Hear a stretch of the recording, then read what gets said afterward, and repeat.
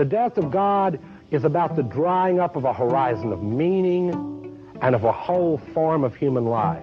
Where do we stand in the illusion it makes? What kind of space are we invited into? The material relations between people become social relations between things. When we look at toasters, corn, and TVs, we still, to a large extent, live in the interregnum between worlds, if you will, or between paradigms. Not many people in the history of the world have faced that. Zero Squared is the Zero Books podcast. Josie Appleton is the author of the book Officious, The Rise of the Busybody State, which came out from Zero Books in 2016. And in this episode of the podcast, she discusses her controversial blog post entitled Me Too, The Criminalization of Sexual Passion. It's Wednesday, December 20th, 2017, and I'm Douglas Lane, the publisher of Zero Books and the host of this podcast. I want to remind you that we've moved the Inside Zero Books podcast from the Zero Books blog to Patreon. This will make it easier to get the members-only podcast on podcatchers. It also means that we're repeating some of the first year of Inside Zero Books on the Patreon account whenever I get a chance to put it on there.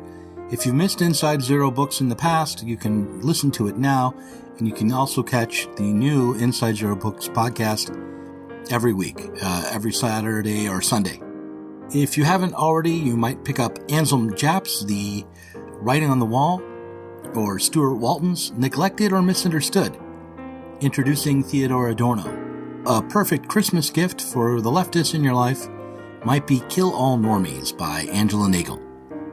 The music you're listening to is Baby It's Cold Outside by Christmas Piano from the album Christmas Piano Lounge Volume 2. But in just a moment, you'll be listening to Josie Appleton discuss Me Too and the death of romance.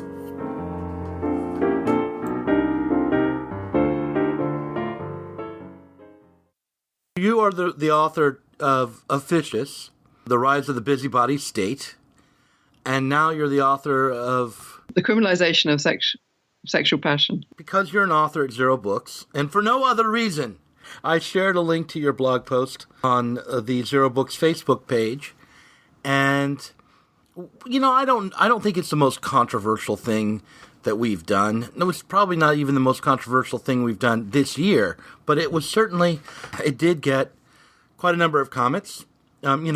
Not huge amount, but a number of people who were outraged that not just with what you said, but that we had shared a link to your blog post. So I wanted to start not with what your essay actually said, but with that reaction to it. I mean, I think this is something, because I've looked over the years quite a lot about child abuse and the question of the overregulation of all adults who work with kids. And it's a very similar thing whereby if you criticize a particular measure, so say you say, you disagree with no touch rules, or you disagree with rules about only one adult, you have to have two adults with every child and that kind of thing, then it's sort of assumed that you're supportive of child abuse. Whereas actually what I was doing in both that case and this case was saying that we're no longer targeting abusive acts, but we're targeting the messy, informal melee of everyday life and the way in which people relate to each other. And so that is demonstrations of affection, of desire, of caring in relation to children. I mean, in relation to actually adults too. I mean, one of the cases of a guy who lost his job was someone who patted a woman on the back because she was upset. And he happened to end up touching her bare back because of the shirt she was wearing or something. But the point was he was actually just trying to show caring, and that was kind of conflated with an abusive act. And so I think that in many ways it is very much familiar to me that if you criticize a particular measure, then you're taken as being supportive of abuse or assault or those things, which is kind of the problem, which is that I think that in many ways we're seeing abuse and assault as on a spectrum with actually things that are positive and ordinary. We're losing that kind of basic polarity and distinction, kind of what the piece was saying in the first place. And so the reaction is kind of part of, the problem in a way. I definitely agree with you that there is a conflation that happens when you criticize a particular policy. You are taken to be an advocate for the worst of kinds of abuses. I do wonder if, it seems to me that the Garrison Keillor case, where he said that what he did was put his hand on her back, it isn't clear that that's all that happened. And we don't have her side of the story. All we know is that there was an allegation, a report of abuse. His employer, or actually not his employer, the company he was contracted with, cut off relations with him, and he released a statement saying that what he had done was pat her on the back, and that her shirt was open, and because of that, he accidentally patted her on her bare back. It was unclear to me whether that meant her shirt was untucked or whether her shirt was unbuttoned, or if it's very unclear, actually, because even if it was unbuttoned, it doesn't make sense that he would touch her bare back. So I don't know what, no one really knows what happened in that particular case at all. And that's one of the things that bothers me about these allegations. But I'm just going to take the devil's advocate position for a moment and say, look, the overall narrative, the story that's unfolded because of the Me Too hashtag, is that there has been an epidemic of sexual harassment, and there is an epidemic of sexual harassment that has gone on, and it's gone on a scale that's really off the charts, much more than most men would have expected, but that most women kind of knew the world to be full of sexual predation and really intense harassment already. And so now this is being brought to light. I think that in many ways, things have got a lot better in my memory. When I was younger, it was quite acceptable to have, centerfolds of naked women up in offices and strippers for parties and that kind of thing. And that doesn't happen now. I think there's a kind of a sort of objectification of women, in open objectification of women in male culture and in a workplace culture, which doesn't happen in the same way. Obviously, some of the people, maybe many of the people who've been targeting Me Too, for me, are guilty of criminal offences, and that is what assault for me is. It's a criminal offence, to blackmail somebody, to force them to do something, to knowingly force them to do something, not to kiss them on the basis that, how about it, the question, right? But to knowingly force them to do something they don't want to, and you force them. That's a criminal offence. That's a matter for the courts. It's very serious. It requires punishment and a trial, which actually establishes that. But I think that a lot of the tacit sexism, which was around there 20 years ago, is no longer there in the same way. But I think that by and large, women are in a far, far better position than they were 20 years ago, and means to appeal incidents when they occur are far, far greater and that kind of thing. So it's not so much that there's currently an epidemic, but I think that in many ways the frames have changed in the way that we understand things. I just do not understand some of the cases that people are describing as assault. I just don't see, I think there's a distinction between somebody forcing you and somebody who's basically coming onto you. One case they need a court, the other case they need a brush off. And I think that it's just there is a kind of blurring of intent, and it's an intense subjectification of it, whereby, and this happens in all branches of criminal law, whereby something that is experienced as traumatic is de facto an assault, regardless of the objective nature of the act. And that exists in hate speech cases as well. So, you could say something. I'm sure people could say that my article was hate speech, and that therefore a criminal offence. That because they have this intense subjectification where anything that anybody feels in somehow contradiction with themselves in any way. So whether that's an unwanted hug or an unwanted kiss, that person wanted to kiss you, you didn't want to kiss them, therefore there's a contradiction there. But almost that real just that bare existence of contradiction, or in an opinion. So I say something someone doesn't agree with. That for them is a contradiction with what they think. But that's almost experienced as unbearable and as an assault. and people say, the triggering thing about opinions they disagree with, they basically say, this was like being assaulted by confronting this view that you disagreed with. And so I think, in relation to your earlier question about the reaction, I think there's that going on as well. It's this sort of unbearable contradiction whereby somebody wants something different to you, somebody says something different to you, and that is experienced as an unraveling and as a kind of assault without any sort of either toleration for the fact that is a rough and tumble of social life, that people want things different from you, that's life, right? But also kind of sense of perspective on it in terms of an objective measure of what was the harm done and what was the intent here, and I think that the intent of the actor is key and essential, and you can't discount that. I think the crux of your argument is that you feel, and this is not a new position, you feel that the criteria for consent has become too strict, that the idea that what's required is affirmative consent or else you are either assaulting or harassing someone is, you think, a bridge too far, that's an unreasonable standard.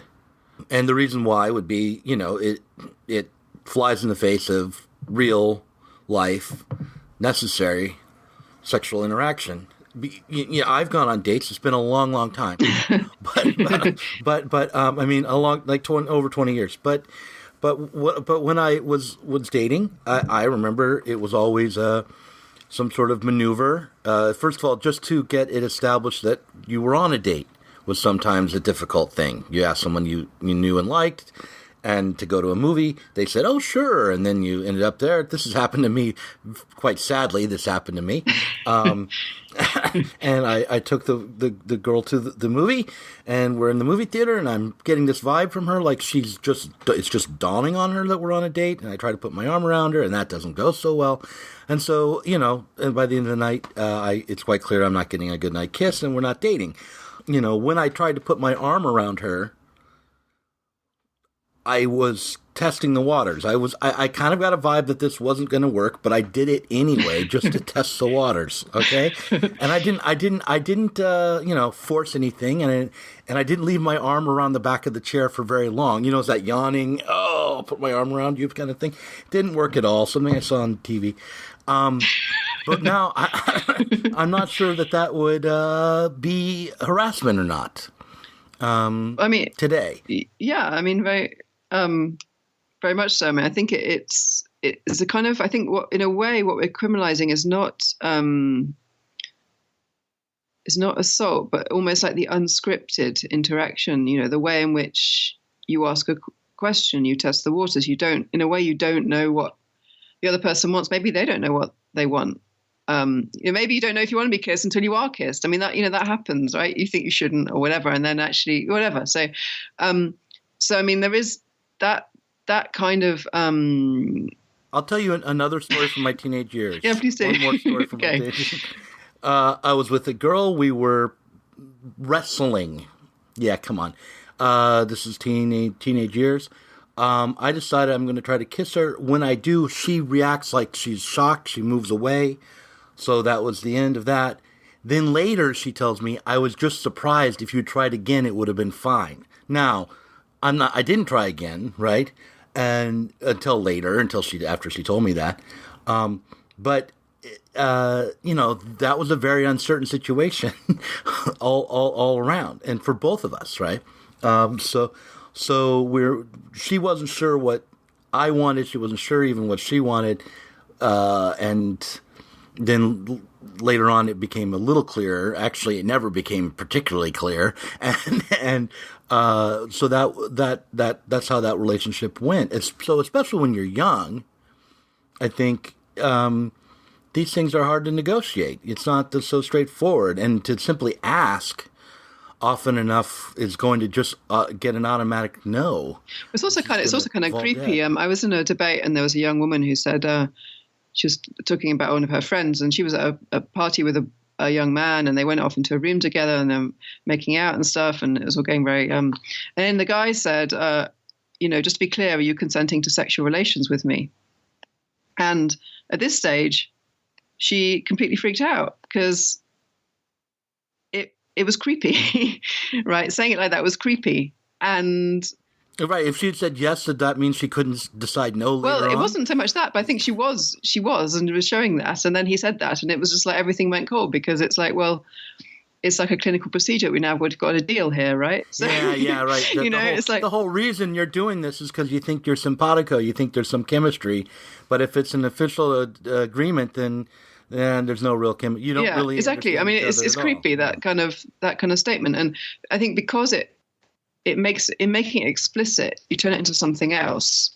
I mean, I think that the problem with affirmative consent is that in a way, it basically says that unless you specify things in almost like in the way that the documents tell you have to do it, then it isn't consent, and it's therefore potentially rape and that kind of thing. So essentially, all the kind of ways in which you're supposed to say it are ways in which one would not normally say it. From explicitly saying single step, to things such as forms or photos with forms or whatever, So, so in a way, you're not proving it to that person. You're proving it to the bureaucratic authority and to their terms, and it's almost like they get to say what is and what isn't consent. And so you're criminalizing not actually the act of rape, which is actually a very clear act. I mean, maybe not to prove afterwards, but I think in the moment it is very clear, and everybody involved in that knows that it's rape. The problems happen in a court where she's, they have different accounts of that thing, but someone's lying. They both knew. If it's rape, they both knew. And so I think that there's very much, a loss of focus on that, and a sort of defining of anything that isn't formalized as rape, which is actually criminalizing horseplay, experimentation, just the normal, spontaneous ways in which young people and adults, go about their relations with one another. Right. So Zizek points out that that's the idea that you have to go through, and every stage of the interaction has to be formalized, can turn into a very kinky game, right? And so, but I would say that it actually, if you're really going to follow those rules, it actually, takes whatever maybe wholesome encounter and makes it a little bit perverse. If it's going to succeed, can I spank you now? Kind of questions pop up. So, right, but I mean, it's a similar thing with child abuse, actually, which is that in creating these frameworks, which essentially criminalize and make questionable and sordid everyday interactions, so things like putting an arm on a child's shoulder or giving them a lift home or one of those things, then you in a way raise the question of paedophilia all the time, and people will start to think of themselves almost in that way. So you kind of contaminate. So a lot of mothers who volunteer in their kids' schools, for example, they talk about themselves having access to children. You can think, what are you talking about? It's almost like they start to adopt the mind of a groomer, where they have an opportunity, where they have an opportunity to form a relationship with a child, and that means that they therefore have to have this level of clearance and this sort of thing. And they're actually, the whole thing becomes seeped with this sort of kind of seedy contamination. It's almost like they become men in Max, and they're mothers with 3 kids. So this is really about, is the kind of the loss of the sense of normality, that the need for perpetual surveillance and very formal structures in order to supplement the fact that we don't know how to interact on our own. Yeah, or to tell us we don't know how to interact on our own. I think people know a lot better than the rules will allow for. So I think there's very much loss of that polarity between normal and criminal, which has always been overemphasized in most societies, that something would happen, so like the Weinstein thing or whatever, but you have a kind of, they would be turned into a folk devil normally, in the past, there would have been a kind of a kind of way in which everybody says that this man has nothing to do with us. They are the polar opposite of everything that is good and decent and normal. And that was a kind of framework of a moral panic, of where you get, often mythical events or real events or whatever, but you would get a kind of a rallying of all the forces of good, decent, normal society against this sort of outlier.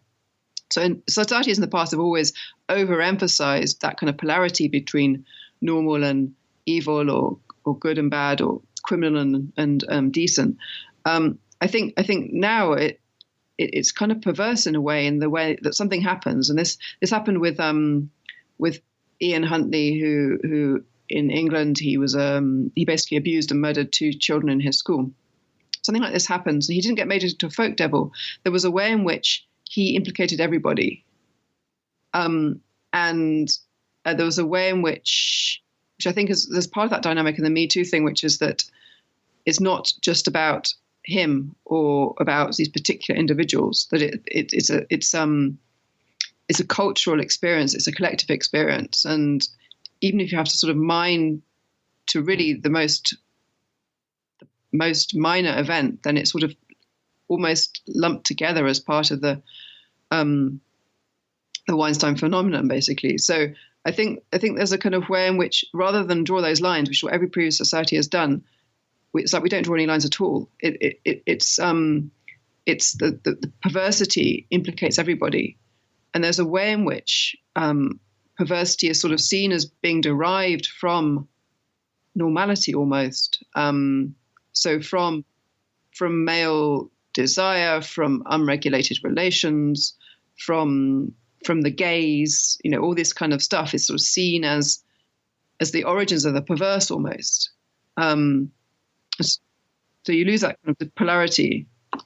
On the one hand, I see what you're saying and kind of worry about it, but on the other hand, I kind of think there's some truth to the idea that the crimes that you find in a society reflect internal contradictions and problems in the society. So it's like there is such a thing as a structural kind of, from a Marxist perspective, a strictly Marxist perspective, in the economy, ups and downs, economic crisis supposedly comes from the system itself. So it's not just that there's an outlier, there's one isolated problem, but that this is a general trend in the society. So people look for something like that as well in this terrain, saying, okay, this one extreme example of an assault is part of a spectrum of dysfunction around gender relations in our society.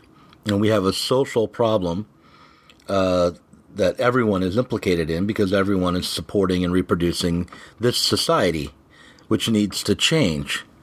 And the more radical you are, the more likely you are to implicate everything. Yeah.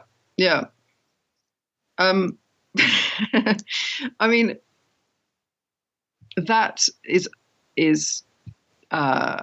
Obviously there are structural conditions for the inequality between the sexes, which are much less than they've been probably at any time in history.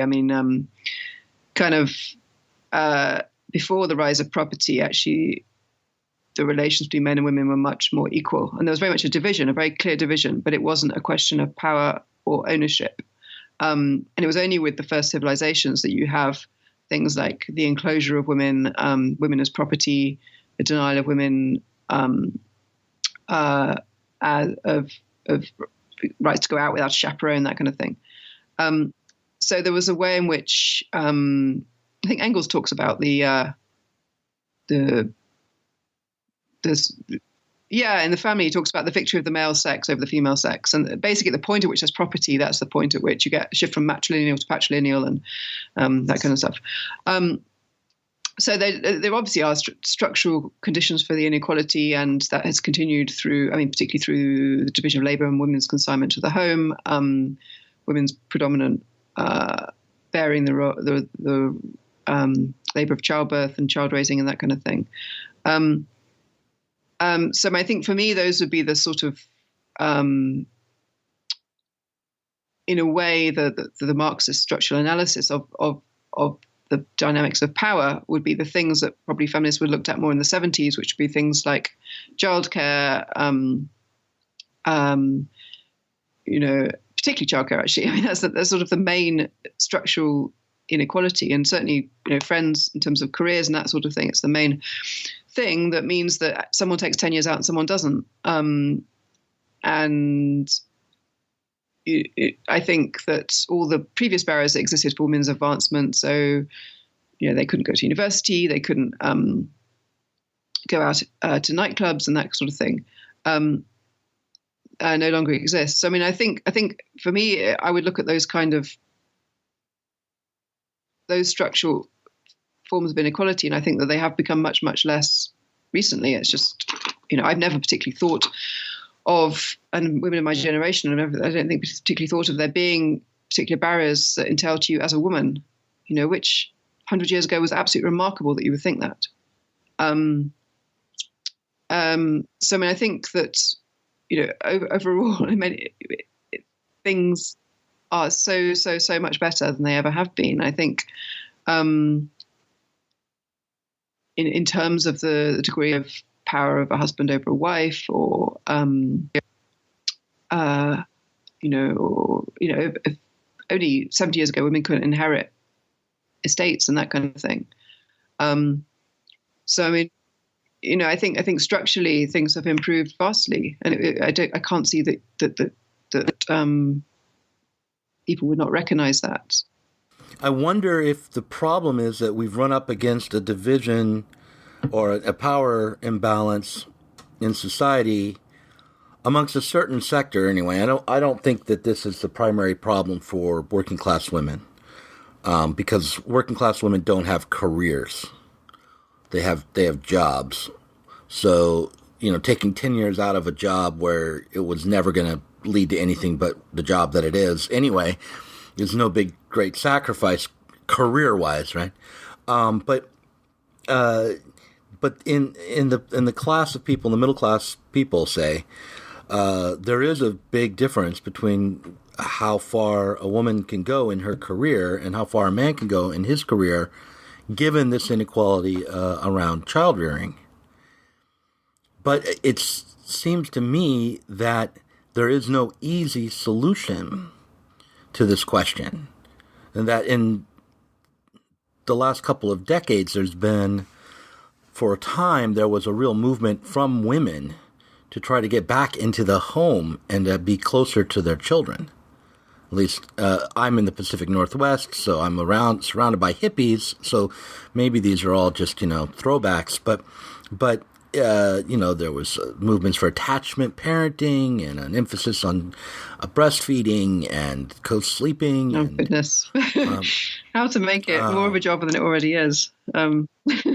Right. But all of this is not coming from the patriarchy. It's not coming from the state. It's coming from sort of an organic movement because there's a feeling of alienation and atomization in the home. And there is a desire, I think women especially have a desire to raise kids and feel close to their kids, and I don't know if that is entirely cultural. I mean, and here's the real problem. I don't necessarily think that official institutions or the state can come in and relieve women of this inequality and burden in a way that isn't alienating. I just don't know I don't think this is a good, the inequality between the sexes around child rearing isn't desirable, but we don't have any really good desirable alternatives or solutions either. Well, I think if you have cheap and easily available childcare, then you sort of find out which of the differences are due to temperament and volition and which are due to structural conditions. I mean, certainly my friends in England, it basically comes down to a choice, which is that one of you has to give up your job in many cases in order to be able to afford to have the children. And because childcare is so expensive and essentially it's more than the salary, etc. Whereas in France, it's basically 10 euros a day for childcare. And at school they start at 2:30, and the school opens at 7:30 in the morning, and it finishes at 6:30 at night. And basically, if a woman wants to work in those conditions, she can be back at work within 4 months of her baby, because nursery is 10 euros a day. And yeah, but that requires a class of people who aren't. I mean, that requires a different kind of inequality. It requires a servant class, basically, who is underpaid, probably, to raise your kids for you. It actually requires an enormous state deficit. Right, okay, or an enormous state deficit. But, I mean, the way it's handled in America is that, we try to just run all these childcare centers on the cheap. No, they're not on the cheap. They're just, basically just financed by a massive overdraft.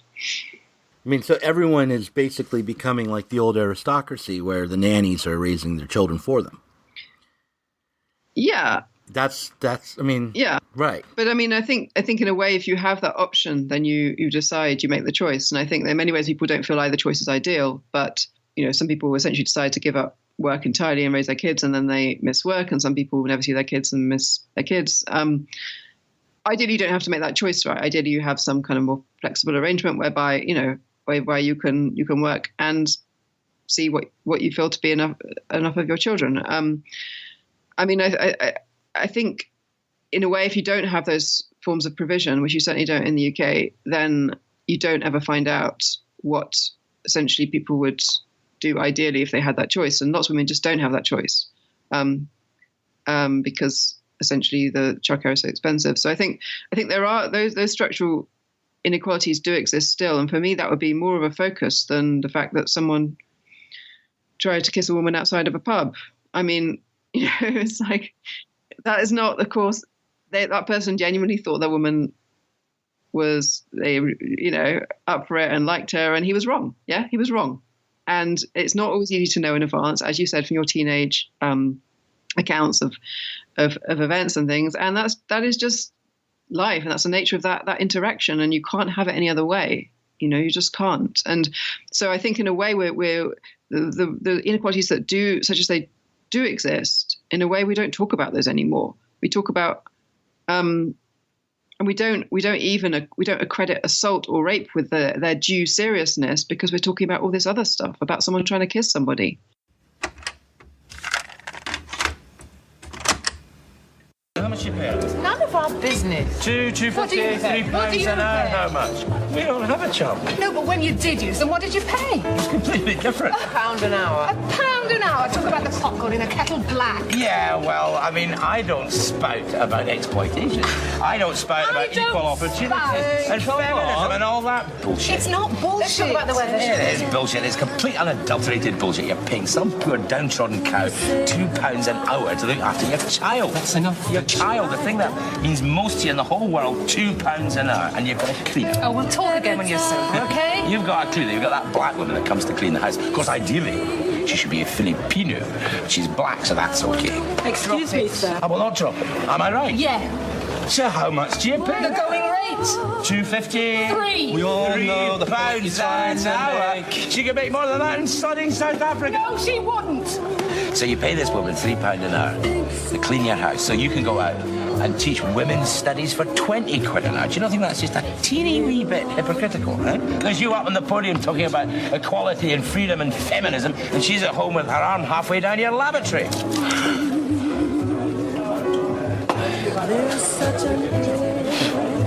think what we have here is a failure to communicate?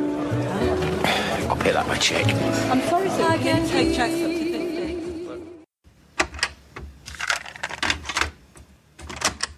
In the United States right now, the very dramatic example is the difference between Roy Moore and Al Franken.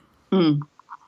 Right? Al Franken is accused of, at the very worst, manipulating a rehearsal for a comedy skit in order to get a chance to kiss a Playboy model or something. And some pats on the back or on the butt and on the waist. During photo shoots with fans, basically, as opposed to Roy Moore, who was apparently grooming 14-year-old girls when he was in his 30s. Exactly, and one is a criminal offence by the sounds of it, and one is, I mean, God knows what it is. I mean, who hasn't patted someone on the back? Or on the butt. I mean, Right. we can touch, it's like touch is actually a nice thing. When a stranger touches you on the arm, it's a nice thing. It's a relation. And I think that the kind of there, and you very much get this with children, the idea that you can't touch a child, and if you touch them, they have nurseries where they won't put a plaster on a kid's knee, because to touch them, to cure their wound, to touch them is seen as potentially abusive. And I think, in a way, for me, there are two issues. There are structural inequalities such as childcare, and there are crimes, and the rest of it is social life to be negotiated between people. And obviously, within workplaces there are issues of power, and certainly a lot of the stuff going on in Hollywood was people were punished if they didn't go along with it. They obviously lost they were lost film jobs and stuff. So in a way, it was blackmail. And that obviously exists to a certain degree where you have inequalities of power within a workplace. But I mean, those are issues that should and would be dealt with through tribunals and all the other ways in which you negotiate those sort of conflict of interest and abuse of position and that sort of thing within a workplace. So I think for me, it's those things: structural inequalities and crime, and everything else is it's just people living together and trying to negotiate their relationships with each other. Right. Well, I have these commenters, Facebook comments in my head. Like I have an inner, I'm going to just call them inner Me Too advocate. That's what I'll say, instead of any of these right-wing terms that pop to mind. And they're just saying, you both are just sitting there making excuses for these, harassers and predators. Just because one thing is really wrong doesn't mean the other thing isn't really wrong.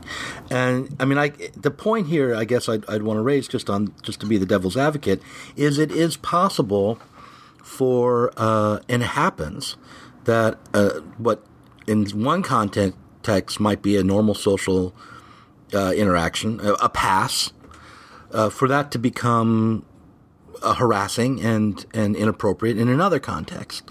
So, for a celebrity to decide that he's going to pat every attractive woman who comes to get their photo taken with him on the butt is inappropriate, right? I mean, it's kind of gross, and we shouldn't just say whatever, that's fine if that's what's happening. I mean, I can imagine that people take advantage of other people in these circumstances in ways that aren't criminal, but that are inappropriate. And that we need to try to change the climate. What would you say to that objection? Well, I mean, I think on the contrary, in a way, it's they who are letting off the abusers, in the sense that what they're saying is that their abuse has something to do with passion. So by talking about passion, I'm justifying abuse. I think actually to say that abuse has something to do with passion is excusing abuse, because what you're saying is it's something that has something to do with this normal desire of someone for someone else. I don't think it does. Abuse is a knowing violation of somebody else. To force someone to have sex, that's a whole different thing, and in many ways the forcing or the power becomes what it's about, more than sexual satisfaction or certainly desire for that person. You feel probably contempt for them. You've made them into a complete object, and that has nothing to do with desire, and nothing to do with wanting somebody. Rapists don't desire people; they hate them, and so I think in a way that they're the ones who are excusing them, because what they do is they say that this is actually about something that's in all of us, and it's not. I've come across information, I think it was a lecture, given by a woman who was talking about how certain kinds of political correctness were constraining researchers in the academy, especially around gender and sex issues.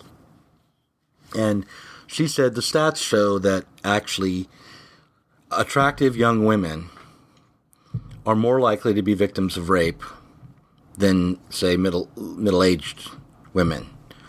And that the reasons why is because, in fact, rapists do sexually desire them.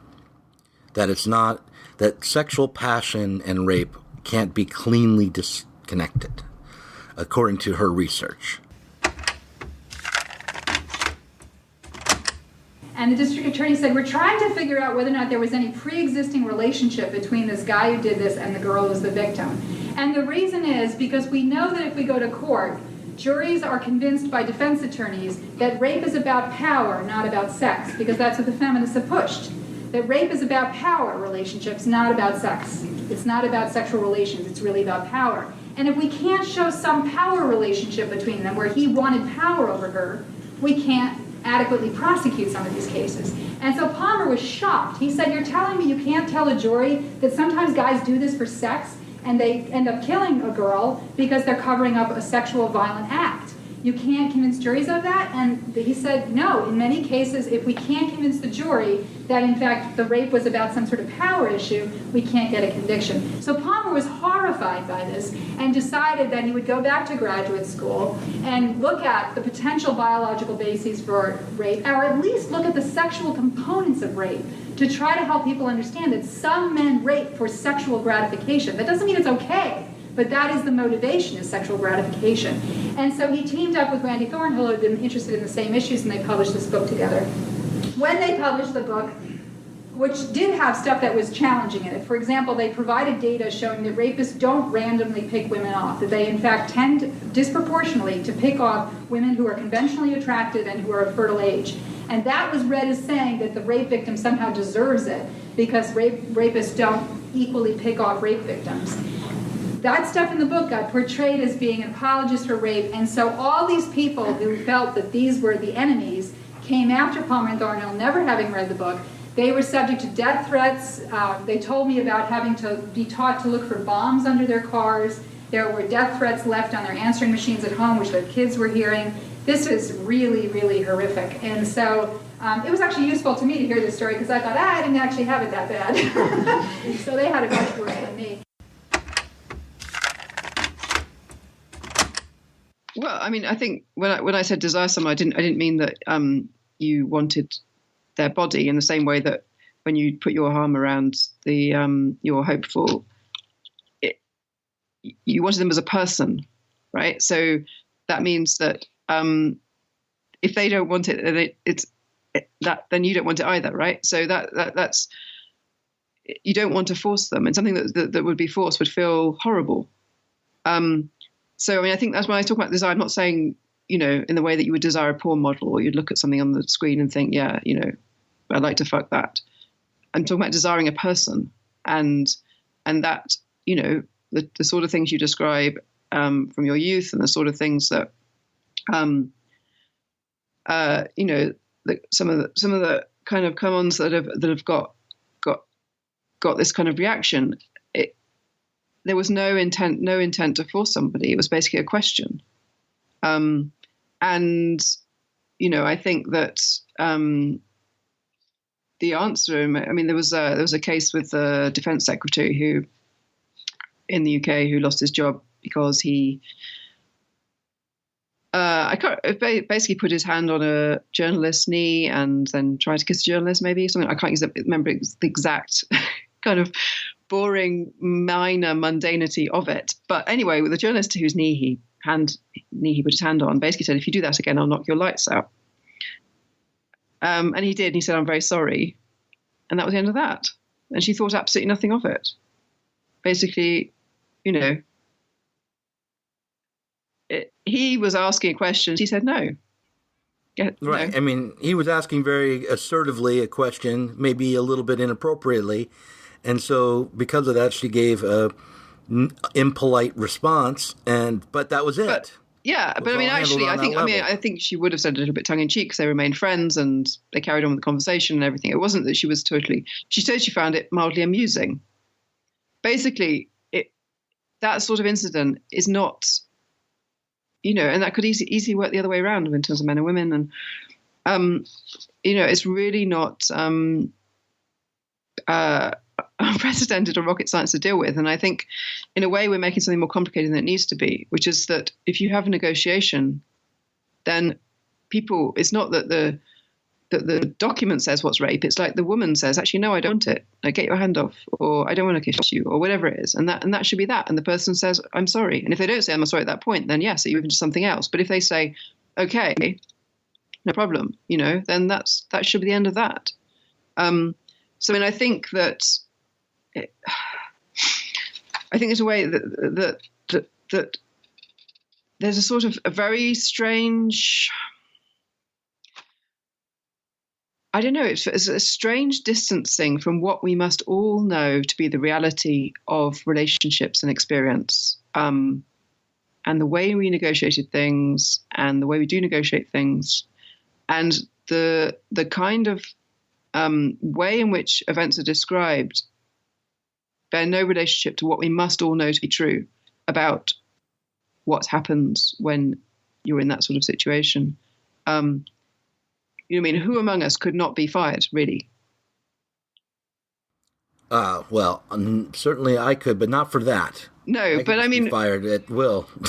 but I mean, I work at home. I haven't seen another human being in over a couple of years. Yeah. But anyway, go ahead. Yeah, but, I just want to make it clear. I touch no one. There is a kind of distancing from what we know to be. I mean, it's the same in all scandal stories, actually, right? So there's a big scandal story in the UK of a politician who he asked his wife. His wife took speeding points for him, so he didn't lose his license. Now, and all the press were absolutely horrified, and there was this huge scandal, and everyone talked about it. It's like the worst thing in the whole world. Everybody takes speeding points for their partner. I mean, you get speeding points, and you have a discussion about who should take them, don't you? I mean, we do, right? So, I mean, it's something that everybody must know is the way that you do things, and it's just it's not the worst thing in the world. And there is a kind of scandal goggles whereby almost like what we must know to be true about life is sort of transmuted into this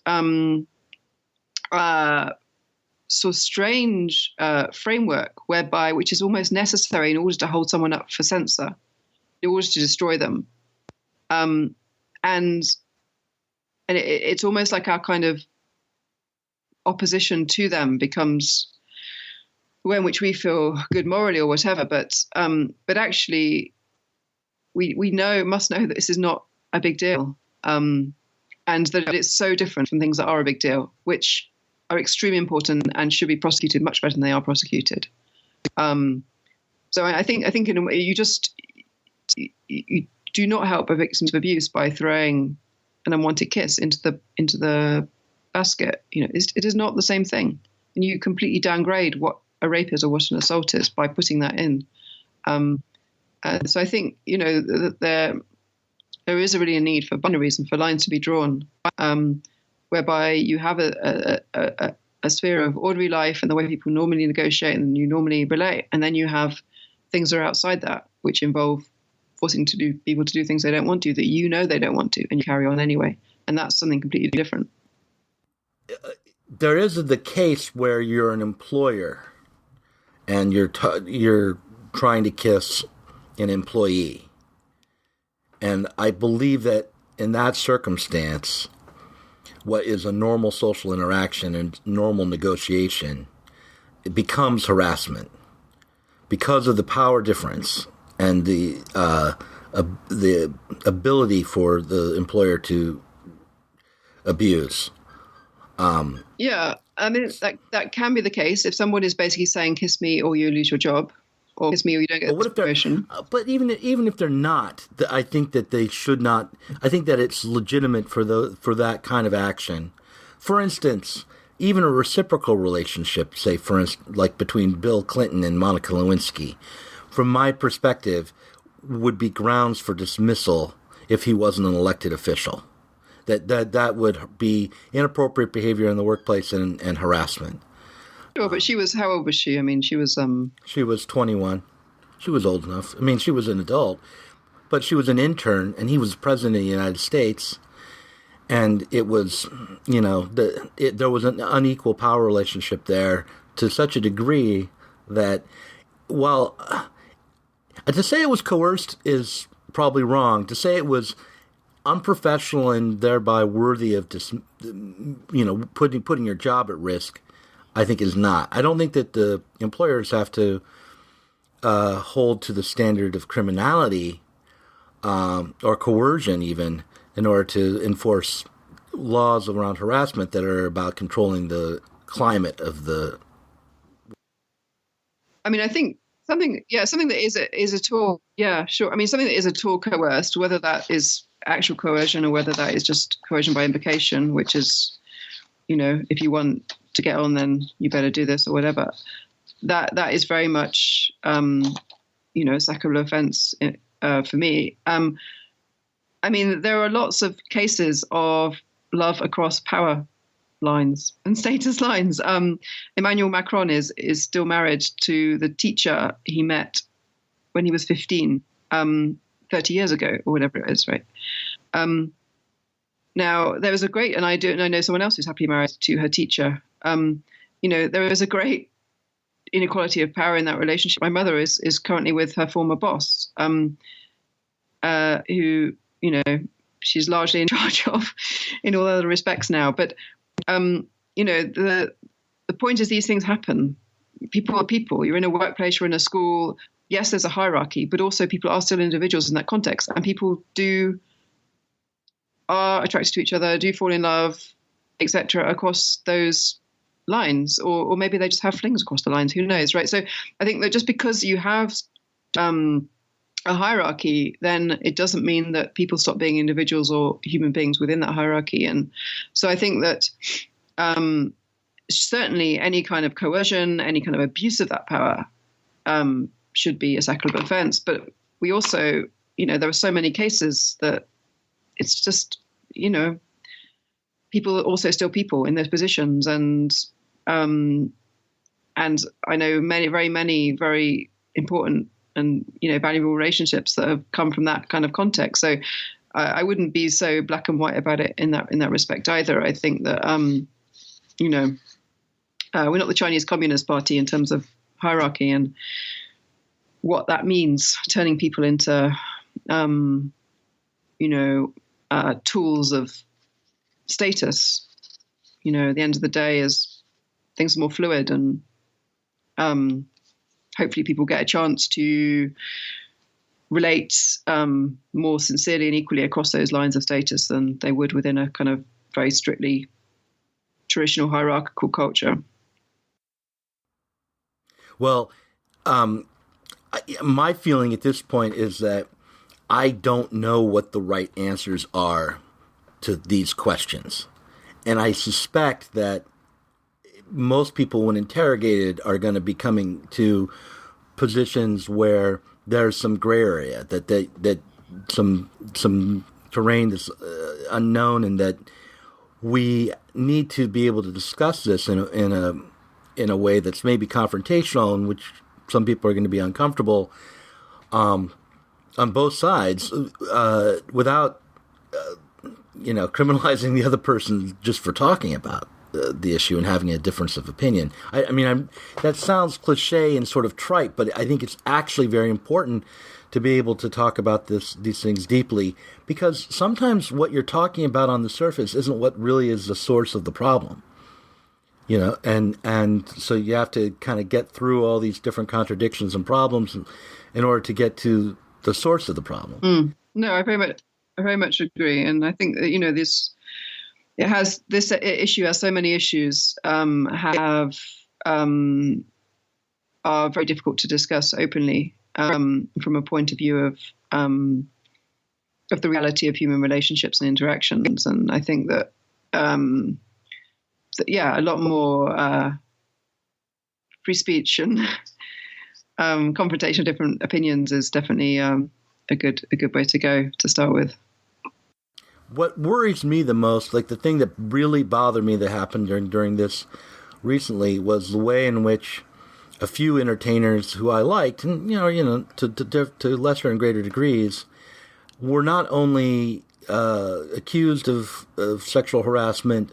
Not only did they lose their immediate jobs, but there were sort of a lot of opinion pieces written that we should no longer appreciate their work, and that their work that had been made up to this point was sort of being slowly erased from history. Or there was an attempt to, anyway. Like Louis C.K., for instance, who I quite like as a comedian.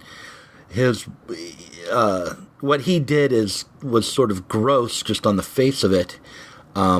Whether it actually amounted to harassment, by your standard, it wouldn't have, I don't think. By my standard, it would have, in at least one instance. But, the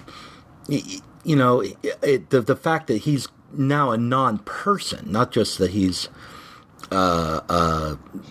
suffering some fallout, but that he's being erased, that seems to me to be symptomatic of kind of a deep-seated inability to cope with reality. Yeah, no, exactly. I mean, Kevin Spacey, similarly, it's like he's airbrushed out of all the photos, and he was never there, and even someone like Roman Polanski, who is apparently guilty, appears to be guilty of a proper rape of teenage girls, and he was recently honoured by the French Film Council, and there was a bit of a discussion about whether this was okay, but basically they said,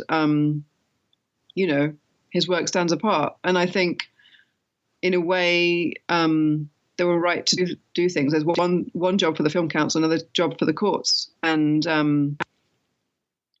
but certainly the airbrushing of people out, like you say, they become a sort of non-person. It's like it's a very familiar method. We know that method, and it's kind of even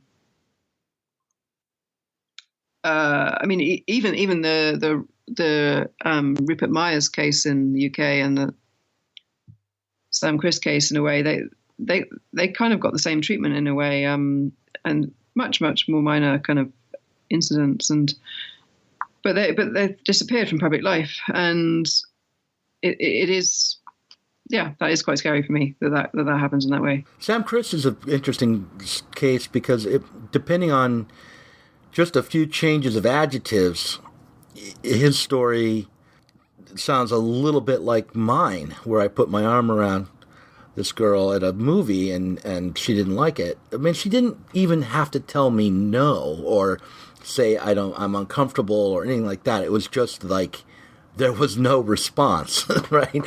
So that was enough for me to take my arm away eventually, and try to pretend like it had never happened. But it's still in the same ballpark, I think. If you, depending on whether or not, I mean, it's like it comes down to like if you're watching the scene and depending on how the scene is acted, the very same lines could be different. Exactly. I mean, in fact, she didn't mention in the piece she wrote that they were actually had sex before in a sexual relationship or whatever. I mean, that's quite important detail. It's like you sort of just randomly meet somebody and go to the theatre with them, and they assume you might want to have sex for no reason at all. The fact if you're in a relationship with somebody, then they might be justified in assuming that might be the case. And, the fact that she didn't mention that it's like there's always two sides. And I think, he thinks he's in the honeymoon phase of a relationship, right? And he's really passionate. And she's cooling to him already and looking for a way out, right? So, and this happens. Yeah. Is basically how I read that. But I mean, I think the way that he described it was something like they'd been amicable subsequently, and then at some point they'd fallen out over some other completely unrelated issue. And so in a way, it's a way you can get anybody. You know what I mean? It's a way in which you can destroy somebody. And so that obviously happens with all sorts of, certainly in cases of sexual abuse of children, there are lots of allegations which, for whatever reason, are malicious. And So, I mean, that is a reality of accusation, which is why we have a legal process and establish things beyond reasonable doubt and all that sort of thing. So, I mean, I think that who knows, right? I mean, the point is we all know far too much about these incidents and particular nights than we should do, because there is exact way in which somebody put their hand on someone's back and exactly what her shirt did. I mean, too much information in a way. It's like these have become public property in a way that's quite strange.